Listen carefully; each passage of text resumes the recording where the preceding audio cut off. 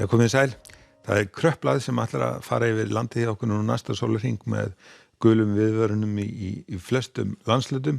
og við sjáum hana hérna þeytast fram hjá landinu á morgun og síðan á miðvikudaginn þá róast hjá okkur en síðan fáum við svona skil aftur á fimmtudag, föstudag þar sem að verður úrkoma hjá okkur en það verður nú samt ekki neinni líkingu við morgundaginn. Ef við lítum á hitasviðið að þá milt loft sem að kemur með þessum lægðum sem að koma til okkar næstu daga þannig að hitastigið verður svona sveiflast í kringum núlli. Það verður þá væntanlega rigning eða slitta þegar að lægðin sjálf að koma yfir en síðan þegar hún farin fram hjá og við fáum kalda lofti til okkar tilbaka þá frystir aftur hjá okkur. En við skulum skoða hvernig þetta lítur út núna næsta sólarhringinn. Við sjáum hérna í kvöld að þá verður komin svona vaxandi suðaustanátt á vestanverðu landinu og fer að rigna í svona seint í kvöld og nótt. Þetta verður nú jafnvel snjókoma til að byrja með sem breytir síðan fljótt í slittu og síðan í rigningu og síðan kemur hvöss suðvestanáttin í kjölfarið og með henni fylgja þessar, eins og sjáum hérna gular viðvaranir hérna víðast hvar, en það helst hérna á norðausturlandi sem að vindur verður eitthvað skaplegri.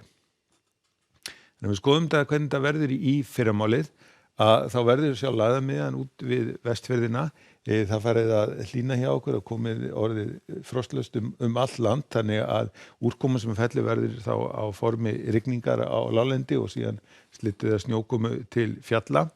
og það verður komin gul viðvörun í klukkan 7 í fyrramálið hérna á Suðurlandi og síðan hvessir þegar að svona líður á morguninn og hádegi verða síðan komnar viðvaranir allt vestanvert landið og svona lítur þetta út þá klukkan seinnipartinn á morgun og þá verður svona vindurinn í hámarki, það verður vestan hvassviðri eða stormur hérna allt sunnan og vestanvert landið, svona langmesti vindstrengurinn í þessari lægð, hann liggur nú hérna fyrir sunnanland og við suðurströndina þannig að það verður nú kannski hvassast hjá hérna allra syðst en seinnipartinn verður sem lægðamiðjan svona yfir norðanverðu landinu og síðan þegar kemur fram á annað kvöld, við skoðum hérna þetta hvort sem gildir þá klukkan 18, að þá verður lægðamiðjan komin hérna norðaustralandinu, vindur svona byrjaður að snúast til svona norðvestlægrar áttar og með norðvestanáttinni að þá fer svona að kólna hjá okkur. En allar viðvaranir hérna eru ennþá í gangi og þær verða svona í gangi fram á annað kvöld en þá byrjar svona sljákka í vindinum fyrst vestanlands og síðan aðra nótt að þá verður þetta komið í rauninu rólegheita veður á öllu landinu og miðvikudagurinn hann verður svona í rólegri kantinu svona hæg breytilega átt hjá okkur og lítið úrkomu. Og svona lítur þá Íslandskortið út, hæg breytilega átt á landinu, farið að kólna, orðið frost allt land og það verður skýjað hjá okkur en engin úrkoma. Nú síðan áfram á fimmtudeginum þá förum við núna að fá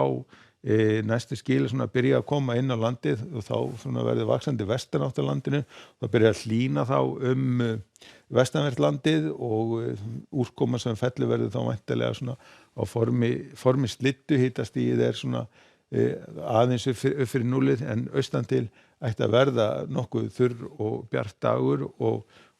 svona vægt frost. Og síðan á föstudeginum að þá verða